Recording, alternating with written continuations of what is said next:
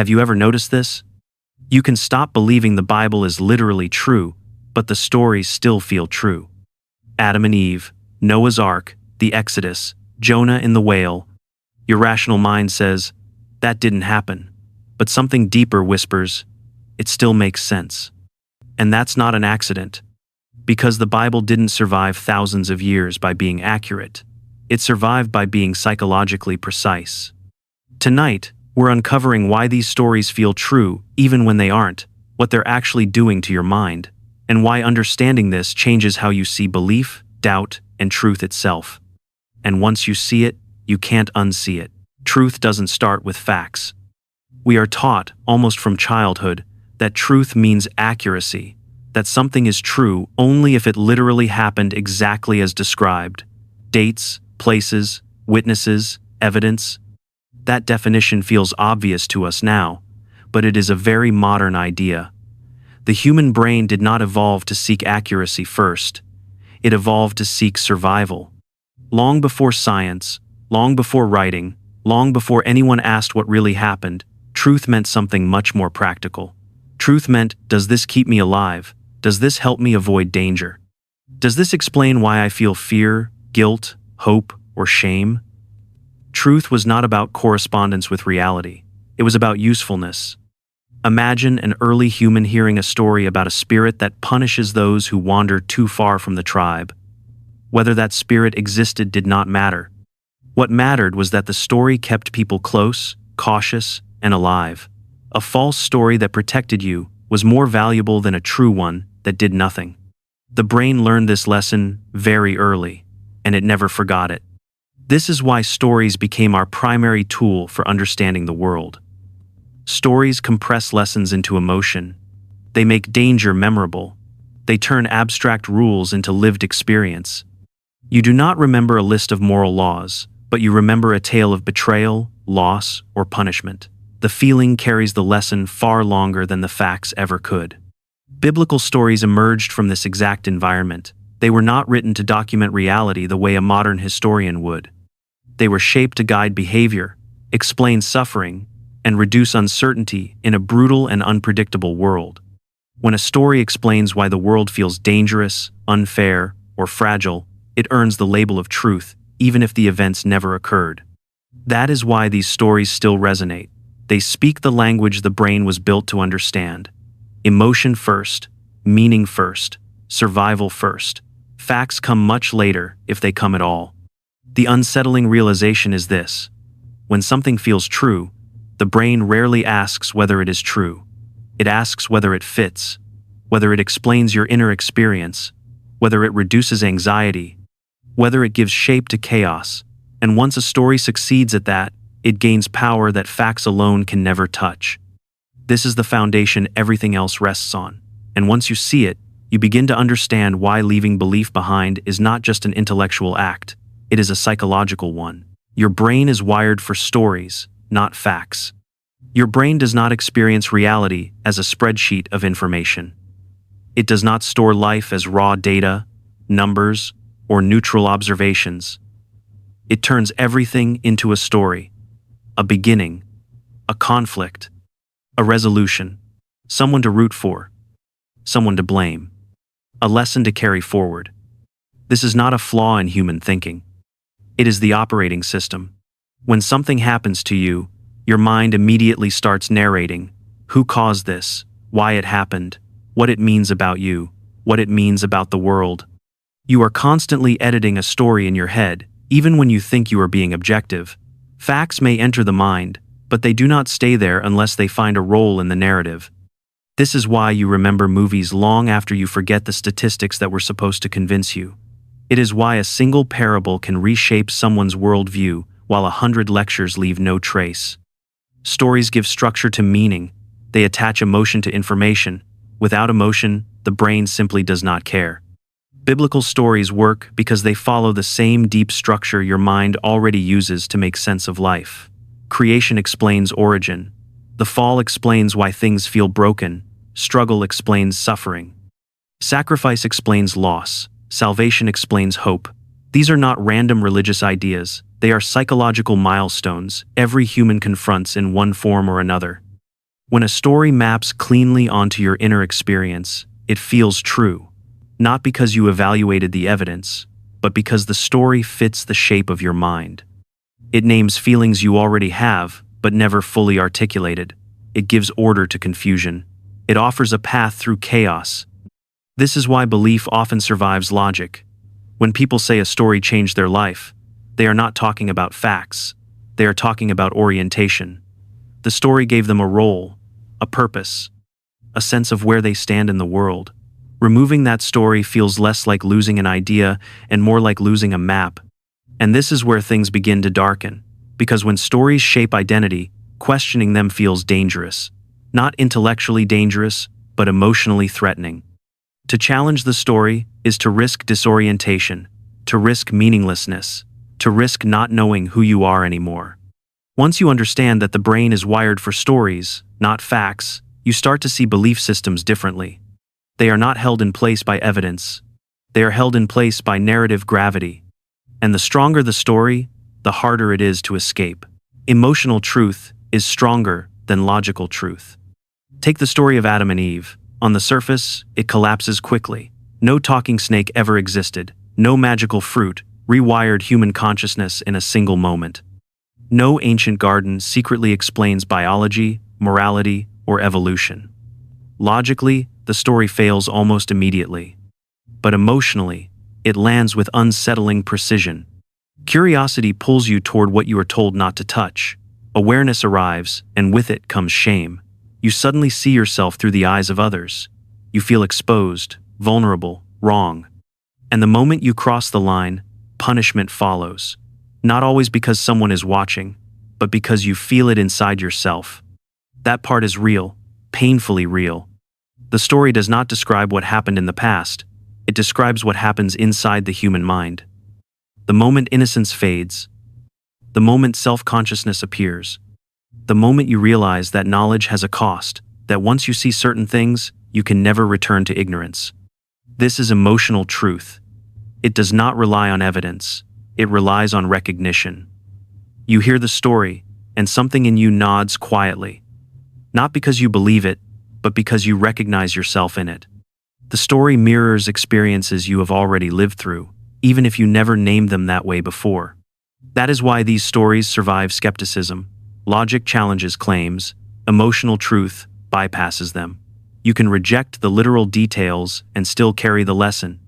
You can stop believing in the garden and still feel the weight of the fall.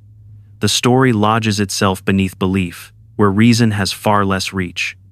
And this is where it becomes dangerous. Because when emotional truth feels real, it gains authority. It starts to guide behavior. It shapes guilt, obedience, and self-judgment. It teaches you what kind of person you are supposed to be long before you consciously choose it. When belief fades, but the emotional framework remains, the story still holds power. It whispers how to feel about desire, curiosity, and disobedience. It defines what feels wrong before you ever think about why. That is the strength of emotional truth. And it is also the risk. Because once a story feels true inside you, logic alone is rarely enough to loosen its grip. Stories can feel true while being false. Feeling true is not the same as being true. They sound similar, but inside the brain they are processed very differently. Logical truth asks whether something matches reality. Emotional truth asks whether something makes sense of your inner experience. And the brain is far more responsive to the second question. This is why the brain does not reliably distinguish between a story that is accurate and a story that is comforting. If a narrative explains pain, reduces uncertainty, or gives meaning to suffering, it is often accepted without resistance. The relief it provides feels like truth. The explanation soothes anxiety, and the mind rewards that relief by holding on to the story. A story that explains suffering can feel deeply reassuring, even if it is wrong. It can tell you that pain has a purpose, that loss is part of a plan, that injustice will eventually be corrected. These ideas calm the nervous system. They give chaos a shape, and once chaos feels organized, the brain relaxes. A story that assigns guilt can also feel moral, even when it is manipulative. If something bad happens and the story gives you a reason, especially one tied to behavior or belief, it creates a sense of control. It tells you that the world is predictable, that outcomes follow rules, that obedience matters. This can feel like moral clarity, even if it quietly transfers responsibility away from reality and onto you. Biblical stories are particularly effective because they answer emotional needs before they ever answer logical ones. Why do bad things happen? Why do I feel broken? Why does authority matter? Why does disobedience feel dangerous even when no one is watching? These stories offer answers that are emotionally satisfying long before they are examined for accuracy. Once a story resolves these questions on an emotional level, logic enters late and weak. Trying to argue against it can feel cold, dismissive, or even threatening. Not because the logic is flawed, but because the story is already doing its emotional job. And this is the part few people talk about. When a story feels true, challenging, it can feel like attacking the comfort it provides. You are not just questioning an idea. You are destabilizing an emotional support system. And that makes the story far more resilient than facts alone could ever be. Fear is the glue. Fear is one of the strongest memory adhesives the human brain has. It sharpens attention, burns images into the mind, and makes lessons almost impossible to forget. A frightening story does not fade easily. It stays alert, waiting to be recalled the moment something feels uncertain or threatening. This is why fear-based stories spread so effectively. Floods punish disobedience, plagues follow rebellion, fire rains down on those who step out of line, hell waits quietly after doubt. These images do not need historical accuracy to function. They bypass reason and go straight to the nervous system. Fear does not need proof, it only needs imagination. The brain is exceptionally good at filling in the blanks, especially when survival feels at stake. Once an image of danger is planted, the mind rehearses it over and over, reinforcing the emotional response each time. The more vivid the threat, the stronger the memory. Biblical stories are carefully structured around primal fears that humans have carried for tens of thousands of years. Abandonment from the group, exile into the unknown, exposure and judgment, death without protection. These fears existed long before theology, and they remain deeply embedded in the brain today. That is why even people who no longer believe can still feel unease, not belief, unease, a quiet tension when old stories resurface, a flicker of anxiety when certain images or phrases appear. The mind remembers the threat long after the belief system that introduced it has been rejected. This reaction is not a failure of reason, it is the residue of emotional conditioning. The brain learned that these stories mattered, that they carried consequences, that they were tied to survival. Letting go of the belief does not instantly erase the emotional imprint. And that echo serves a purpose. Fear reinforces obedience. It discourages questioning. It keeps boundaries intact even when authority is absent. A story that can trigger fear does not need constant reinforcement. It polices itself inside the mind. Once you see how fear functions in these narratives, their staying power becomes easier to understand. They do not rely on persuasion alone. They rely on the oldest alarm system the human brain has. And that makes them incredibly difficult to silence, even after belief fades. These stories were built to control, not inform. In ancient societies, stories were not created to entertain or inspire curiosity. They were tools, survival tools, social tools, psychological tools. When writing was rare and laws were fragile, stories became the operating system of culture. They taught people how to behave, long before anyone could enforce rules consistently. Stories explained who had power and why. They clarified who was allowed to command and who was expected to obey. They made hierarchy feel natural instead of imposed. When a rule came from a god instead of a human leader, it felt untouchable. Questioning it no longer meant challenging authority. It meant challenging reality itself. This is where divine narratives became incredibly effective. God watches. God judges. God punishes. These ideas did not spread because they were proven. They spread because they worked. They created internal surveillance. People began policing themselves even when no one else was present. Fear and guilt replaced guards and chains. When obedience is tied to cosmic consequences, control becomes effortless. You do not need constant force. You do not need explanation. You only need belief that authority is absolute and ever-present. The story does the rest quietly, inside the mind. These narratives also stabilized societies. They reduced chaos by discouraging rebellion. They justified suffering by framing it as deserved or necessary. They protected leaders by placing them under divine endorsement. If power flows from heaven, resisting it feels not only dangerous but immoral. Over time, stories that successfully maintain order are repeated. Stories that fail disappear. What survives is not what is most accurate, but what is most effective. Generation after generation, the same narratives are refined, ritualized, and protected. Eventually, they are no longer seen as tools at all. They are seen as sacred truth. And once something is sacred, it becomes insulated from scrutiny. Questioning it feels taboo, dangerous, disrespectful. The story is no longer evaluated by whether it helps or harms. It is defended simply because it exists. Here is the twist most people never consider. Control does not require deception to be intentional. No ancient council needed to sit down and invent lies. These stories evolved naturally because they rewarded obedience and punished deviation. Cultures that adopted them became more stable, more cohesive, more controllable. The system selected itself. Once you see this, belief looks different. These stories were not designed to inform you about the universe. They were designed to shape you within it. And understanding that does not make the past foolish. It makes it human. You don't have to believe a story to be influenced by it.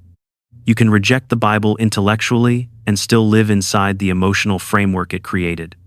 You can stop believing the stories are true and yet feel their influence in the way you judge yourself, in the way you hesitate, in the way certain thoughts still feel forbidden or dangerous. Belief is not where these stories do their deepest work. Guilt often remains long after faith is gone, not guilt tied to real harm, but a vague sense of wrongness, a feeling that desire needs justification, that wanting more is suspicious. That saying no requires an excuse. These reactions do not come from reason, they come from internalized narratives learned early and repeated often. Self-sacrifice can also linger, the reflex to put yourself last, to equate goodness with suffering, to feel uneasy when life feels too easy. These patterns feel moral, even noble, but they often originate from stories that glorify obedience and endurance rather than balance or self-trust. Then there is the quiet fear of wrongness, not being wrong about facts, but being wrong as a person, a low-level anxiety that you might be crossing an invisible line, that someone or something is watching. That consequences exist, even if you cannot see them. This fear does not require belief in a God. It only requires a story that once taught your nervous system how the world works. That is the real power of these narratives. They do not live in belief systems you can argue with. They live in identity, in habits of thought, in emotional reflexes that feel natural rather than learned. Unless you consciously examine them, they continue shaping your decisions quietly. They influence what feels safe, what feels selfish, what feels virtuous. And because they operate beneath awareness, they are rarely questioned. This is why many people feel stuck after leaving religion. They think they have moved on, but the internal compass is still calibrated to an old map. The beliefs are gone, but the emotional infrastructure remains. And this leads to the most important realization. Freedom from a story does not come from rejecting it, it comes from seeing it clearly. Only then can you decide which parts still serve you and which ones no longer deserve a place in your life. Understanding this doesn't destroy meaning, it frees it. Understanding how biblical stories work does not strip life of meaning. It does not leave you in a cold, empty world where nothing matters. In fact, it does the opposite. It removes illusions so meaning can finally become honest. When meaning is no longer borrowed from fear or authority, it becomes something you actively participate in creating. You do not have to discard everything these stories offered. Wisdom does not vanish just because mythology is questioned. Insight does not disappear when divine explanations fall away. What changes is the source of authority. Meaning no longer descends from above, it grows from reflection, experience, and choice. You can keep the lessons about compassion without the threat of punishment. You can keep moral reflection without the constant sense of being watched. You can value responsibility without tying it to shame. When fear is removed, What remains is often clearer, quieter, and more durable. Stories still matter. Humans cannot live without them. But stories can guide without controlling. They can teach without terrifying. They can inspire without distorting reality. The difference lies in whether a story invites understanding or demands obedience. This is where emotional truth must be separated from factual truth. Emotional truth tells you how something feels. Factual truth tells you how something is. When the two are confused, stories gain power they were never meant to have. They stop being tools and become unquestionable authorities. Recognizing this distinction is not an act of rebellion, it is an act of maturity. It allows you to engage with stories consciously rather than unconsciously, to take what resonates and release what harms, to appreciate symbolism without surrendering autonomy.